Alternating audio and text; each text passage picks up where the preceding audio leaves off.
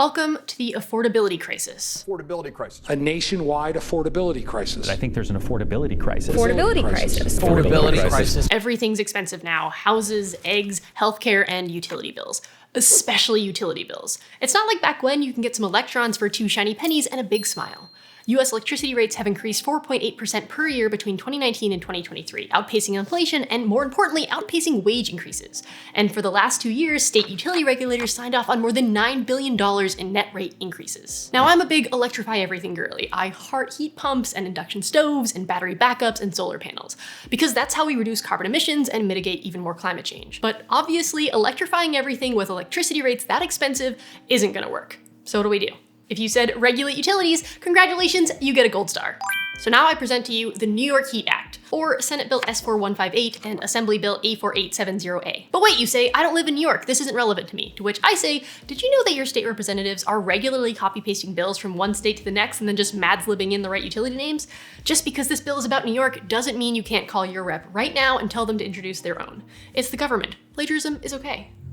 The New York Home Energy Affordable Transition Act basically does what it says on the acronym. It makes home energy affordable so we can transition off of fossil fuels, which, to me, seems wonderful. I want both of those things. Stamp it and sign it, you know? But suppose you wanted more detail. Fair enough. Well, I got Annie Carforo from We Act for Environmental Justice, one of the organizations that have been pushing for this bill for ages, to help explain what exactly the New York Heat Act will do. We Act is very aware that our members are struggling to make ends meet on a day-to-day basis, but we also know that we have very important and timely emissions reductions goals in New York State, and that we need to start transitioning our energy grid away from fossil fuels and towards cleaner energy alternatives that are often cheaper and healthier and safer for our communities. So we are pushing for a bill called the New York Heat Act, which first and foremost is an energy affordability bill. It would lower people's energy bills. It would make sure that people who are the most burdened by energy costs, that their costs are coming down to a reasonable rate so that everybody can afford energy, because it is a basic human right. We can't live without electricity. We can't live without heat. We can't live without cooling in a heating climate. It sets a limit that no household is paying more than 6% of their income on energy bills. And it's also making sure that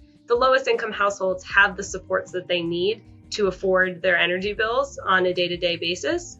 2. It ends the obligation to serve gas. Many utilities have an obligation to serve anybody who wants that utility, which in one sense is awesome. If you live somewhere difficult to run a line or a pipe, the utility still has to find a way to get you hooked up. They can't say, screw you, it's too expensive and you're gonna freeze this winter. And yes, having heat in the winter is important, but we wanna transition off fossil fuels, so the obligation to serve gas specifically needs to be changed to an obligation to serve energy. It would end that gas mandate, and it would open up utilities to start planning for providing other sources of energy, whether that be geothermal, whether that be through heat pumps. And what it would do, importantly, is it would take the money that the utilities were going to invest in replacing leak-prone pipes, expanding the gas system, and it would instead invest that into people's homes, into new systems, and into cleaner and more affordable energy. The legislation also ends the 100-foot rule, which requires utilities to build gas lines to any building or home within 100 feet of an existing gas main at no cost to the customer.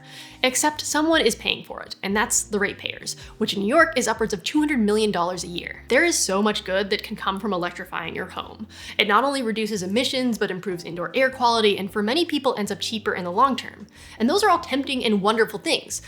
But as the people who can afford to install solar panels and heat pumps literally unplug from the gas utility, those who cannot afford to replace their boiler or live in an apartment are going to be saddled with paying for a crumbling gas infrastructure that is only going to get more expensive. Right now, the access to electrification in our buildings is very inequitable. It's mainly reserved for people who are homeowners and people who can afford to do these pretty expensive upgrades. It oftentimes is leaving out people who are low-income homeowners, and especially people who are renters, which is 70% of New York City. Many of us don't have a say in the type of fuel that our buildings use to heat our homes and our water. There is a risk that as more people are electrifying their homes, are putting in electric heat pumps, are putting in induction stoves, are moving away from the gas system, there's a smaller and smaller number of people who are now paying for this massive aging leaky old system. And oftentimes those are the people who have the least financial autonomy because otherwise they maybe would have already gotten off the gas system. Not to be all hopecore with the dumpster fire that is the US federal government burning behind me, but this kind of bill is a place to make real, long-lasting impact on both climate and livelihoods in New York. And it doesn't have to be just in New York. It is really easy to copy-paste a bill, and there's precedents for this. Unfortunately, they are all terrible, from anti-Muslim measures to trans bathroom bills to book bans. Entire organizations sit around spitting out model bills for everything from school boards to the US Congress. So if those terrible ideas can get copy-pasted, climate people should at least make use of the same tactic to make people's lives better. And this bill isn't new. It actually passed the New York State Senate in 2023 and 2024, but it keeps stalling out despite a lot of support in the Assembly. So here's the ask. If you're in New York, feeling energized, and have time on Wednesday, March 19th, join the lobby day in Albany. There's info in the doobly-doo on how to sign up, including bus and carpool options from all over the state. And if you can't make it to Albany but you live in New York, call your representatives and tell them how rad New York heat is. And even if you don't live in New York, call your state reps and tell them, hey, there's a sick bill in New York and I would also like cheaper energy bills. Can you introduce this bill, pretty please? And voila, we're building the just transition together.